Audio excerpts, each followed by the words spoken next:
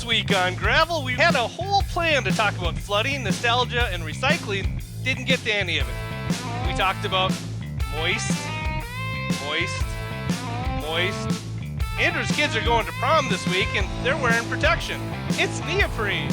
And finally, we close the show with barking dogs.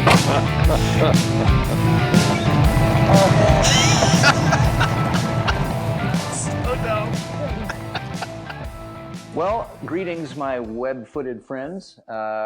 This is, after some time, we haven't podcasted here for a couple of weeks, but we're starting again. I've got some news to report. I am talking to you from a perch high above the floodwaters of Valley County, Montana. Bronson, where are you? I am in sun-dappled southern Wisconsin in a northern suburb of Milwaukee at my in-laws.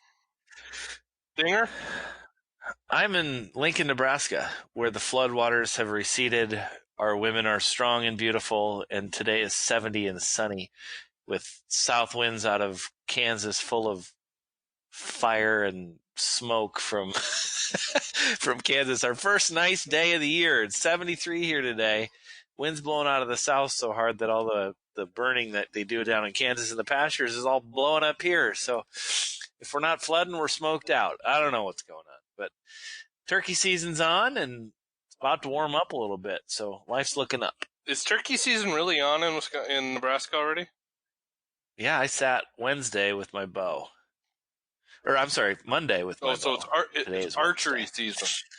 Archery season, yeah. So I've got a dichotomous question to kick us off with right away. You ready? Yep. Before we even talk about how flooded out Andrew is. So sitting for turkeys Monday night, and we have a hard time getting into the blind because there are 150 or so turkeys in one great big wintered up group in the middle of the cornfield in which our blind is sitting behind. So we had to sneak all the way around the quarter, all the way in the back. We didn't end up getting busted, but as we're sneaking in, we see in this group of turkeys a white jake. It's not entirely bright white, but it was really white with like the tips of its feathers and certain of the palmated feathers in its back were black, but it was white. So here's my question. If that turkey comes in and you two are hunting there, are you going to shoot that turkey? Remind me how many tags I get in Nebraska? You get 3 tags. Yes. If you buy 3 different Then the tags. answer is yes. Yeah, the answer is yes for me too. Even though it's a jake? Tastes just as good as the next jake. See, I don't think I was going to shoot it. I was going to take a bunch of pictures and hope it made it next year, which obviously, as we all know, is about a 3% chance. But I thought, if I'm going to shoot a white turkey and mount it, I want it to be a hunting with a bow. So I don't think I was going to shoot it. If I were hunting with my 12 gauge, no, I probably wouldn't shoot it. I'd probably let it go. But I think if you get a chance to take that turkey with your bow, I think you should. All right. I agree. And plus, I guess there's a couple other questions to really, I'm kind of parse up my answer is, does anybody else hunt the area? In other words, is it one of the questions like, if you don't, someone else will kill it? I mean, it's the winter roost. So you're talking about 150 birds on a little quarter section that are going to spread out for miles as soon as they start to breed. And so my guess is that turkey is on that property for another 2 weeks, and then we may never see it again until it comes back next winter, if it makes it. Well, that's a similar dilemma that people face all the time with shooting young bucks, that if I don't shoot a young buck, it's going to cross the property line and my neighbor's going to shoot it, so I might as well shoot it. And I've never subscribed to that. I consider myself to be such an excellent hunter that if I let it live, it's got a good chance of still surviving. That's what I tell myself.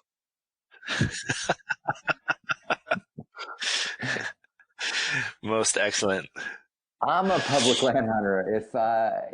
If I have an urge to shoot it, then I probably will, because something in this animal part of my mind that is certain that I will never see it again. And so it's kind of a funny impulse, because it can be just a fractional impulse, like, I probably would like to shoot that, but I'm not all dead set on it. But then that creeping sense of competition comes in, and it probably forces my hand more than I would if I was a more thoughtful and restrained person. So if a white squirrel came into your hunting land, not your backyard, Eric, if he came into your hunting land and you knew that it was a young of the year squirrel, would you shoot that? Yes. Hey, I have a dad joke for you out of that. If I trap black squirrels, and you're right, there are white squirrels. If you marry a black and a white squirrel, do you get a gray squirrel? Okay. Eric, we talked about racial humor before. So we're woke on this podcast. I think we covered that when we talked about Gillette razors. So and you're building the fence between you and your Hispanic neighbor's place. So how's life on Mount McKean? Well, let me tell you, it has been a kind of a tilt-a-whirl of a week. We had a lot of snow. We had almost 40 inches in February alone. It was cold. It was all blown into big old drifts. I had a kind of pit in the stomach feeling that we were going to flood, but until it comes off, you're not really sure. Anyway, I galvanized to Florida last week. Kept watching the USGS has a gauge station on the bridge into town, and they post on the interweb the hydrograph every couple of hours. So I kept kind of watching it and seeing it, and I got back just in time for the river to just break wide open. It went up 22 feet in 5 days. So that was from 6 feet, and some of that is kind of artificial because it was just iced over. I mean, we had 30 inches of ice on the river up until last week. So it went from 6 feet to 28 feet in 5 days. Flood stage here is at right about 27 feet. So it was starting to flood a little bit. Our historic benchmark is 34 feet of river elevation. That was in 2011 when that was a bench clearing brawl of a flood. We are right now at just past 31 feet. And I'm cut off from town. I sent my family in waders with their school gear this morning to walk the river, or at least walk the flooded road to town. But I don't even know that I would do that now. A lot of my neighbors are driving it, but there's getting to be big scour holes, and I mean, you just can't see the roadbed. So it's pretty dangerous. So we're going to end this podcast a little bit early so that I can put on my waders and walk to town, meet my kids, and then walk them back. Tonight will probably be the last night we stay at the house, because if the river goes up past 32 feet, it's going to be dangerous even to wade it. So we'll find places to stay in town. The troublesome part, I mean, it's kind of an aggravation, but it's, you can kind of roll with the punches. But Saturday is the very first track meet of the year, and I'm the official starter, so I probably need to be there for that. And then Saturday is prom.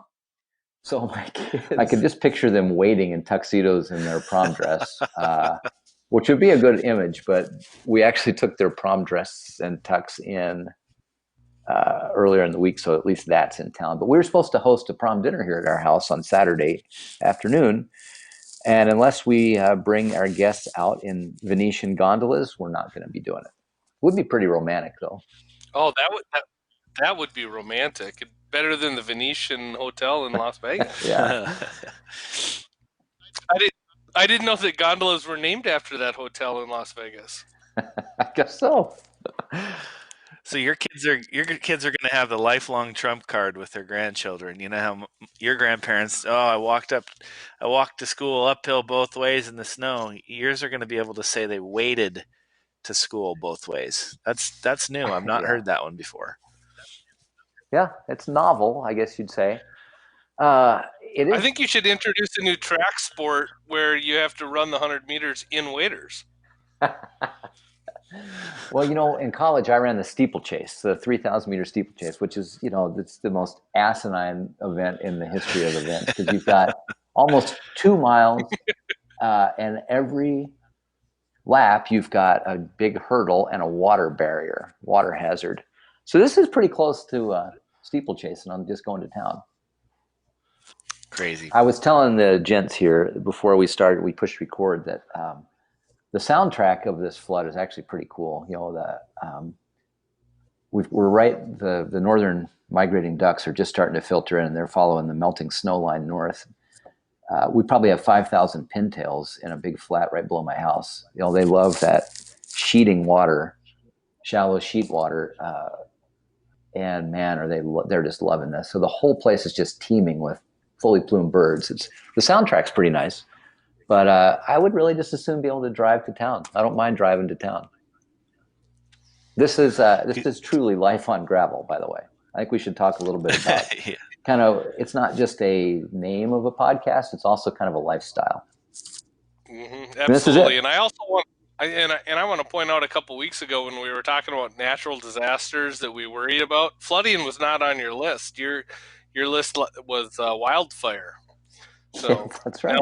Now Dinger's dealing with wildfires blowing smoke up from Kansas. Well, I will tell you that I've got a slightly smug feeling to not worry about my house being flooded. That makes me feel good. And if it wasn't for coaching track and obligations in town, I would be very fine just hanging out here and kind of going through the groceries and making nice dinners and just being a hermit. But it's all the social parts of flooding that suck. I hear you. Yeah, that's what everyone always says. It's not so much the water and the damage and the drownings; it's the fact that you got to talk to people. Or you can't make it to your prom, right? Andrew, are all of these floodings that are happening, or that isn't even a term, but is this flood like damaging people's property, or is this pretty well out of where people live? No, it's so far I haven't heard of any inundated homes like right in my community, and with the network of people that I'm talking to kind of on the daily basis. There's a real good trap line of us who share notes and try to trade rides. If somebody's going to town on their tractor, they'll say, can I go get anything from the grocery store? So my ear is definitely to the ground. I haven't heard about it. I mean, there's definitely a lot of like calf barns and pole barns and stuff that are getting wet, but I haven't heard of any houses so far. But if it gets to that 34 feet that we hit in 2011, it will definitely affect people's houses. The interesting thing is this is our fifth big flood since 2011. This was pretty unusual.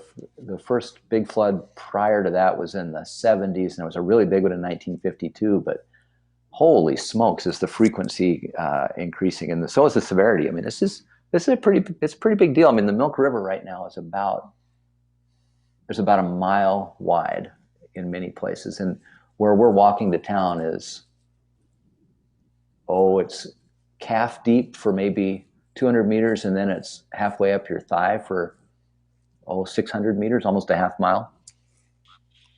That's a lot of water. And you're going to walk through that tonight? I am.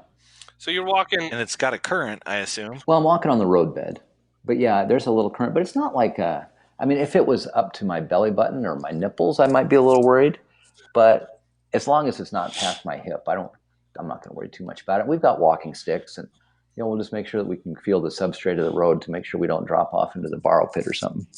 Well, I appreciate you working. You just missed your chance to say. Right. You and I are walking on the same joke there, Digger. We appreciate that you said nipples, but we were waiting for you to say boobies. I don't know. Nipples still kind of make me all squirrely when I hear it or when I say it. So do you have any women in your life that get uncomfortable with the word moist? There's apparently a whole thing where there's all these people that hate hearing the word moist. I like the word moist.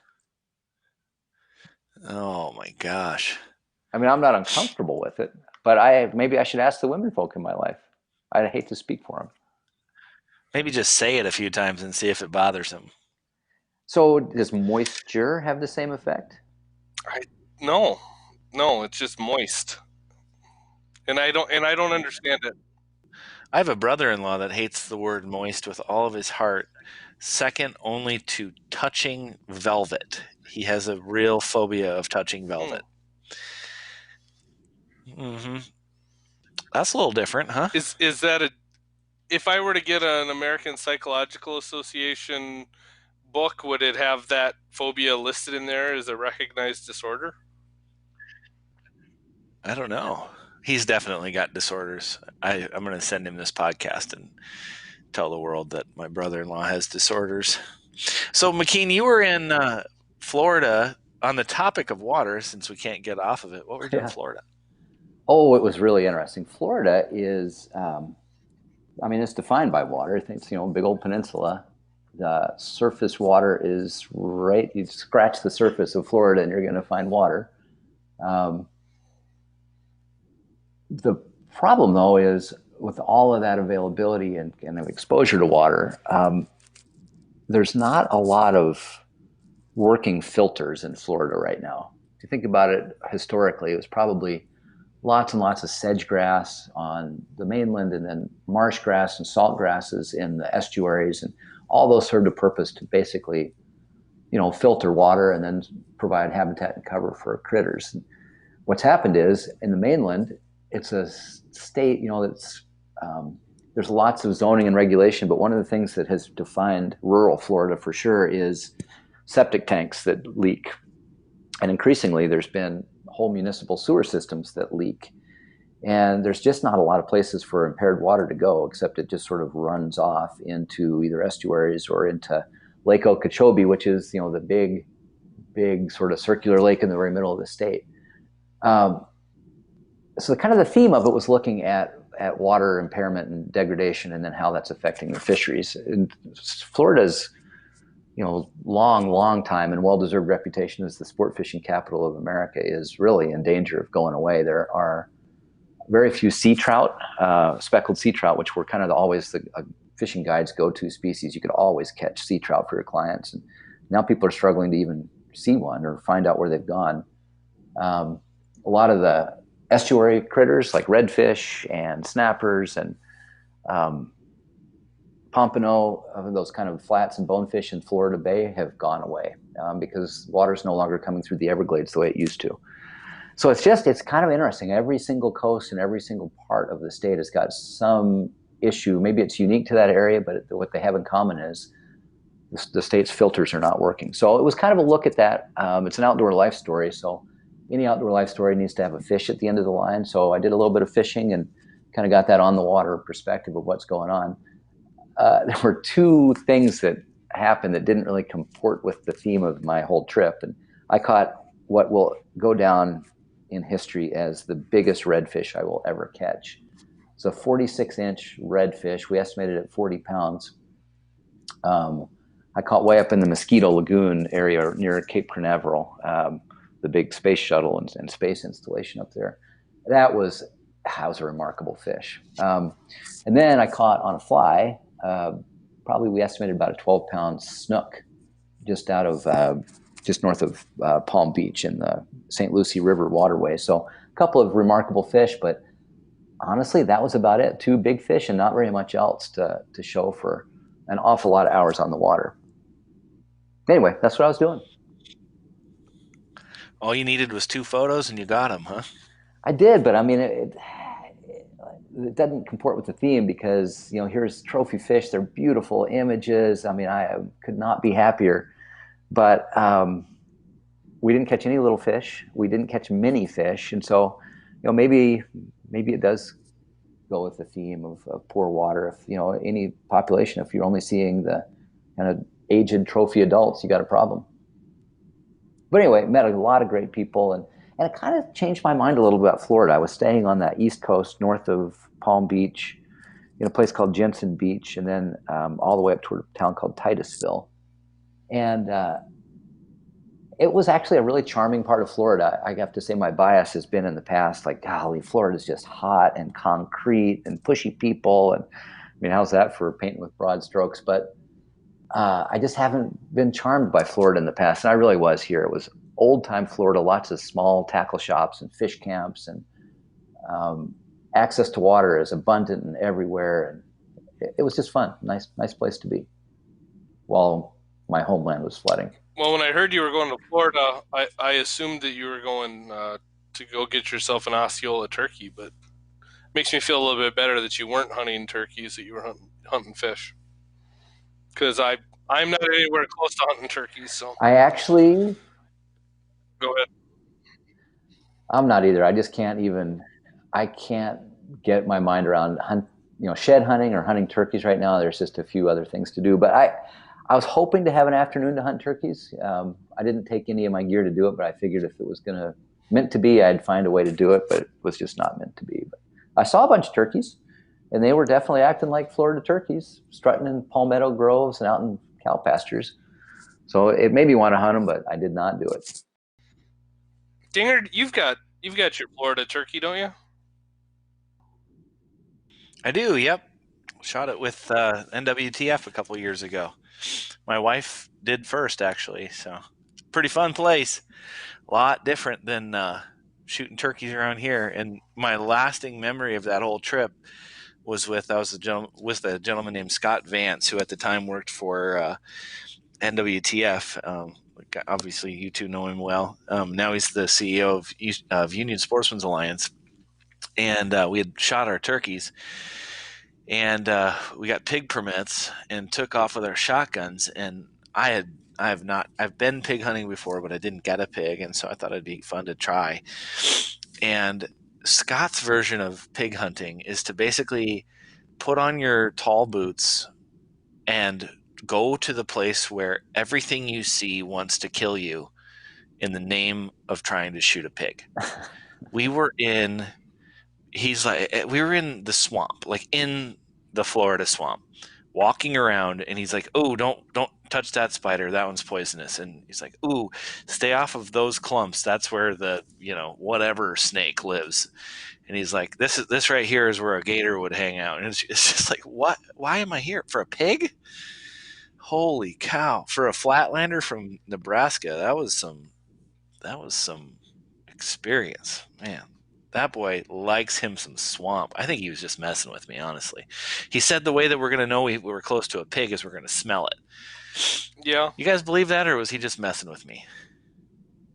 Because you couldn't see. You could only see for, I don't know, 25 feet, 30 feet. You get to an opening and you can see 30 yards. How the heck am I going to shoot a pig if all I can do is smell it? Pretty crazy. Good times. You were shooting them, not stabbing them? Oh, okay. Well, I've lost some respect. Yeah. Can you imagine my Norwegian ass chasing down a pig and stabbing it? Yikes. Well, you'd only go for the Hampshires anyway. I'd make that look hard is what I'd do. Well, you had a topic, Dinger, and I don't quite know where it's going, but I'll introduce it and then give it over to you to flesh it out. It was something about, is nostalgia ruining hunting? That's all I know about it. What the hell are you talking about? All right, so here's the question. So I, along with both of you, would call myself a nostalgic, maybe even an old soul. I love the old way.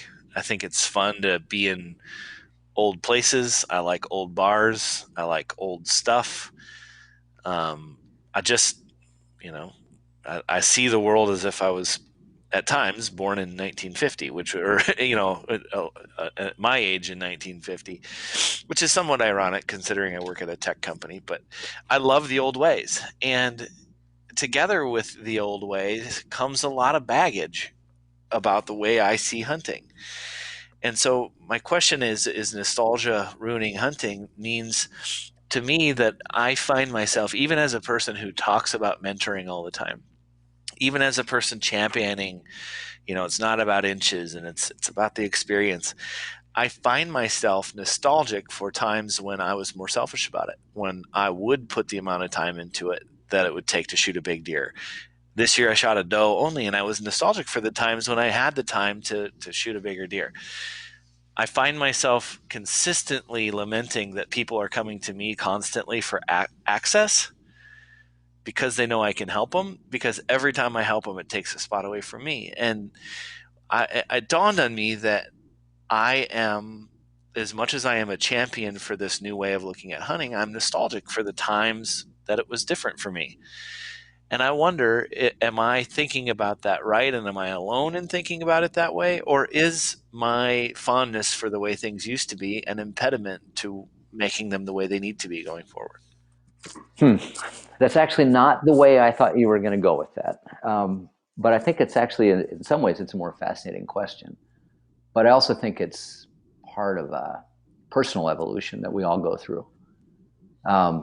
We talked in, I think, couple of previous podcasts about that, the evolution of a hunter, the designated sort of stages of a hunter. My sense is you're going through a transition into a different stage, and you're nostalgic for maybe not just the stage of hunting, but also the stage of life, right? It was before kids, it was before owning a business, it was before all these sort of adult obligations, when you could devote yourself entirely or much more intensely to hunting, or hunting in a certain way. So that's kind of the way I would answer it. I see the same thing in myself, but I don't know, Bronson, how would you answer it? Well, I agree with you. I think Eric is struggling with a couple of conflicting emotions. I think he wants to go and just have a good time sometimes and not feel the obligation, and I think selfishness is tugging at him a little bit. That's me sitting over here with on the davenport of analysis, and I'm psychoanalyzing him. But for me, from nostalgia, in 1950, deer hunting in Minnesota wasn't very good. There weren't a lot of deer. So I try to not lose track of the fact that today is the good old days of deer hunting for most of America. 1971, 2 years before I was born, Minnesota closed their deer season because there weren't enough deer. So we've definitely got some good things, but I know what you mean.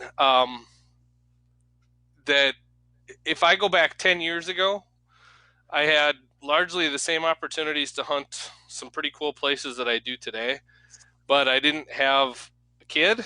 And, so at my peak, I had 1 year, I hunted 8 states for turkeys. That was a spectacular year. My wife never saw me that spring. And great for her too. It was great for her too. And and that was awesome. And I will never, in all likelihood, be able to repeat that feat. That was a special year, because now I've got obligations, mostly my commitment to getting my kid out there and getting him on a bird. And so me spending a weekend in Minnesota, or 2 weekends or 3 weekends in Minnesota trying to get him a bird, means that's a weekend I'm not going to be in Kansas, I'm not going to be in Nebraska, I'm not going to be somewhere else trying to chase birds. So I get that, but I don't think it's going to kill hunting. I mean, man, that's fatalist. Jeez.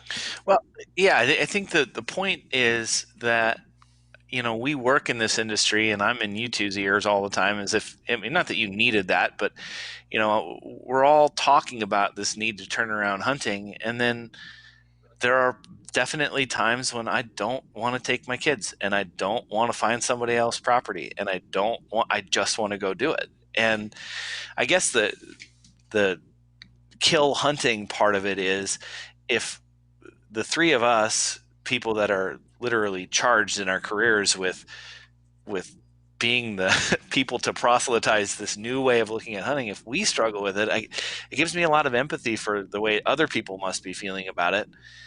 And it makes me wonder, are they going to be willing to give up, an extra spot or two? And I don't know, some of that feels like I need to look at hunting as positively as I used to, with a completely new lens dedicated to other people.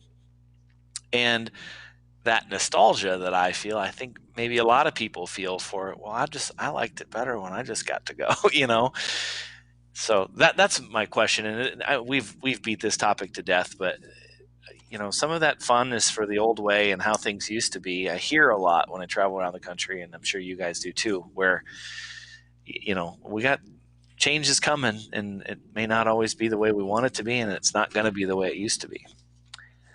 So I actually think much of the angst that you feel is just the place you are in life. But I think the other part that you're talking about is, well, it's something that you were up against when you were designing what Powderhook was going to be, right? Is it kind of a egalitarian community where it rewards giving something of value, access, time, to benefit people you might not know personally? Or is there a better business in a selfish or more selfish motive? In other words, are people going to invest based on the idea of hunting, or are they going to invest their time and attention based on what the service you provide does for them? And so I think, to me, that's a bit of what you're getting at, is you're kind of fed up with the egalitarian give back nature of hunting, right? The give to the common good. But I think the hope I have for what you do and for what we all do is that there are going to be those people who right now say, the best thing in the world for hunting is to have fewer hunters, because that means more places for me, less competition. Nobody else is going to shoot that black and white magpie of a turkey that is out in Dinger's cornfield. I think it's really a magpie. I think it's a magpie. It's a gigantic overgrown magpie. In that case, I should be mentoring no one. Maybe put down the binoculars that are affecting your sense of scale. But there's that tension, right? The people who just kind of, they want the best hunting right now for them, versus the bigger idea that we've got to help raise the community and raise the tide of everybody, because my abilities are directly tied to everybody's abilities. So I think that's a little bit of the tension you feel too. And I toggle back and forth with that all the time. I often feel like there are too many hunters in the world, and I really don't want the competition for permits or places at the trailhead or all of the things that we have to do to share a limited resource. But I try to get above that when I can and remember that it's going to take all of us pulling on the oars. Notice all the water metaphors I'm using today. It's going to take all of us pulling on the oars to make it good for us selfishly, but also for the kids of ours we're taking out and trying to pass on to. So I'm waiting for Andrew to call for a camouflage or blaze orange New Deal. I've been asking him to do that since I met him. I said we need the book. What's the new deal? When's it coming? Mostly it's just, what's the deal, McKean? Mm-hmm. So, we've been talking a lot about bringing new hunters. I got a question for you guys. So I've been trying to engage in these local vor things where we've been taking hipsters hunting. You've heard about the put down the kombucha and try hunting. So the thing that I've been noticing is that the hipsters that I've been taking hunting always burn their mouth because they want to eat the venison before it's cool. No, come on. Not bad. Not bad. I'm going to go 4.1 Kins. That made me laugh. No, I can't go there. I'm going to, wow. Dinger, that I like that one. All right. It was what not do you bad. give it then? I'm going to give it a flat 2.8. 2.8? Yeah. What? 2.8. Largely because I thought when he said burn their mouth, it was like a pot smoking reference. And I was all ready to be like, where's this going? I think you said burn the tongue. That would have been like just a small adjustment of delivery would have gotten it to 3.2. Okay. All right. I'm willing to take notes, because this will be a joke I'll use again. So I can't use it in Brooklyn because we know that everyone in Brooklyn will have heard this joke now because Brooklyn's turning into our podcast like gangbusters. But, I can use it other places. Hey, he is an editor, folks. Speaking of Brooklyn and taking people hunting, pick up the latest issue of Outdoor Life. There's 12 pages, I think, maybe a few more than that, devoted to basically mentor stories. So a couple of years ago, we introduced the concept in Outdoor Life. It was a cover package called How to Make a Hunter. And, it was basically talking about the context of declining participation, looking ahead to what people have kind of termed a license cliff. Well, this piece was 2 years on after taking it seriously, taking people hunting, kind of thinking about the pros and cons of what we're talking about, actually right here, it's basically a multi-authored piece looking at the next stage. And Natalie Krebs, who we do need to get on to talk about what it's like to be a hunter in Brooklyn, wrote about what it's like to take hunters from Brooklyn, upstate New York, to hunt rabbits. It was a cool piece. So check it out. When's it drop? I think it's dropped already. There's a big turkey on the cover. Something like Spring Fever is the main cover line. But I wrote about Gerald, my mentee, my apprentice, who I talked about on the podcast back in the fall. It was basically a written piece talking about our experience and his experience. So it was cool. Do you have a favorite ever Outdoor Life cover? I do have a favorite ever Outdoor Life cover. There's a very specific one, but then there's definitely variations on the theme. It's from 1958, I think. Summer issue of 1958. I'm going to think it's June. It might be July. And it's there's a lot of cover art in that time that kind of lightheartedly looks at the foibles of the American hunter and fisherman.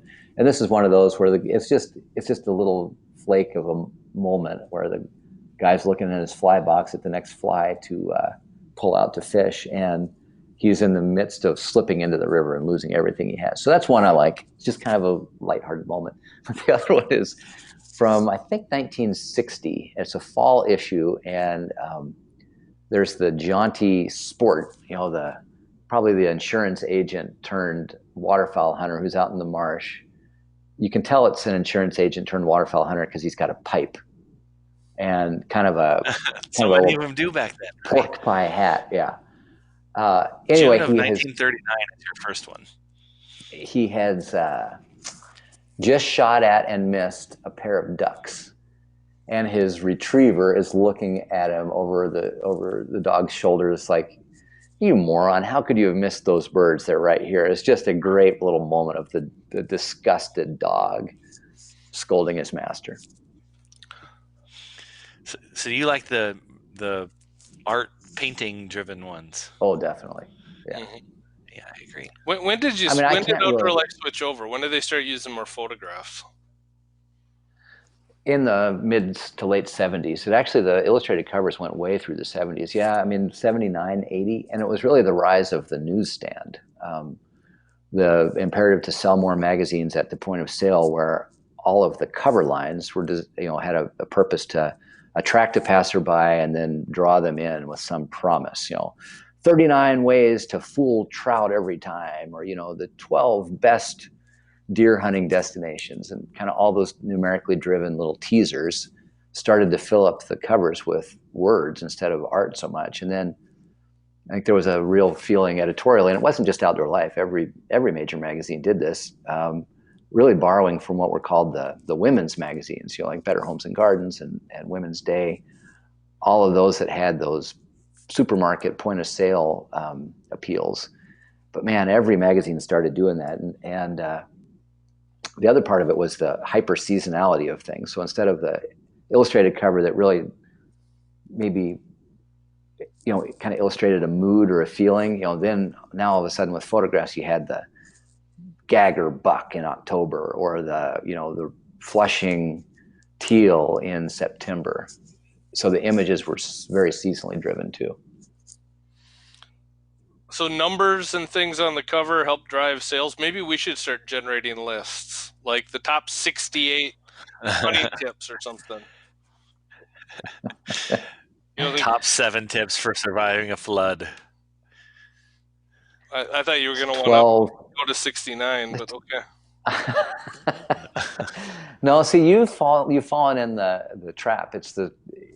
There's so much science, not very much art, that's been spent on the right number. It always has to be an odd number to appeal to a newsstand passerby, and usually kind of an accessible number. Like 68 is just too many. Like, I'm never going to remember that, but man, 11 or 17, oh, I'm all over that.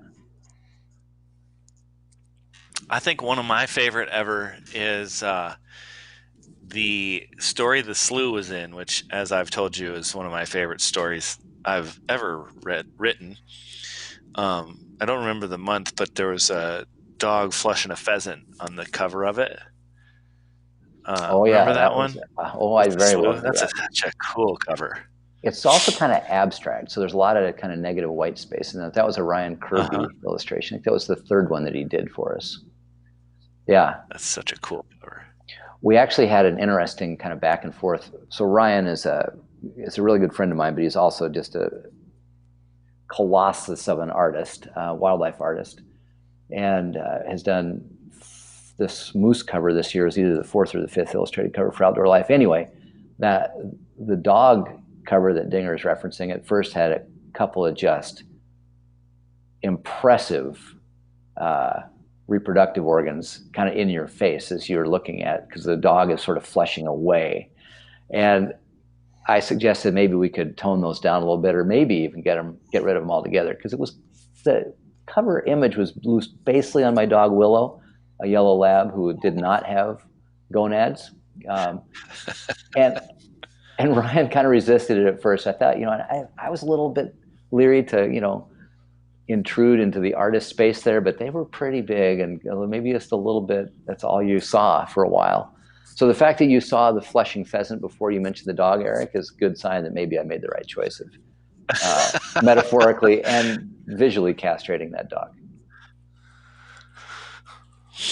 So I was working an event in my previous career in politics, and our candidate for lieutenant governor was doing a parade with us, and we had a sportsman's group that was doing the parade. And so at the end of the parade, she stopped and she posed, got down on one knee and was petting the dog and posed for a photo with the dog.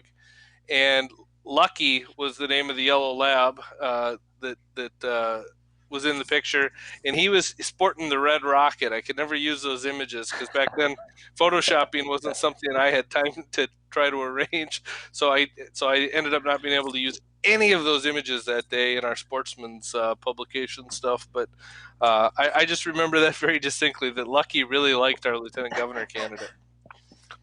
I got to give you guys a quick Scout update. Scout has she's in heat right now, and her farting has hit all-time highs, and it is the worst smell I can remember. Any advice? Get her spayed. That's one way to do it. I hope that helps the farting. Maybe just kind of walk away. Leave her at home. So I know that Bronson's going to have way better veterinarian advice, but I have to tie together two disparate things in this one reminiscence. I mentioned it's prom weekend here, and farting dogs. So my very first prom, I was a pimply North Missouri farm kid, and I go to Julie Ryle's house. Her dad owned the Ford dealership in town, and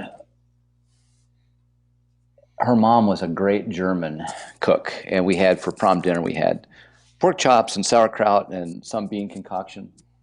And I was nervous, and I might have let a little gastric effluent go, and but I was super nervous about it. I didn't want to make any noise about it, and it wouldn't, it was a stinker, but it wasn't a lot. And I was sitting right next to her dad, and her dad said, "Gordon." The name of the dog. I was under the table. And I thought, oh yeah, I got cover. So I started kind of work on another one, and after a little bit, I didn't want to have, be all gastric bloated at prom, so I let one go, and it was even stinkier. And her dad again, this time he looked under the table and said, "Gordon." And I'm like, oh, this could not be better. And luckily Julie couldn't smell a thing. So the next time, I absolutely let one rip, silent, but very, very deadly. And this time, her dad pushed back from the table and said, "Gordon, get out from under the table before he poops all over you."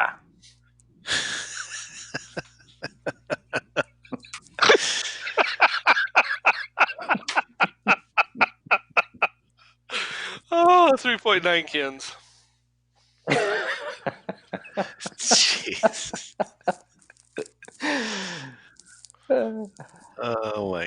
I'm going to say 3.6. There's 9% of it is out of spite.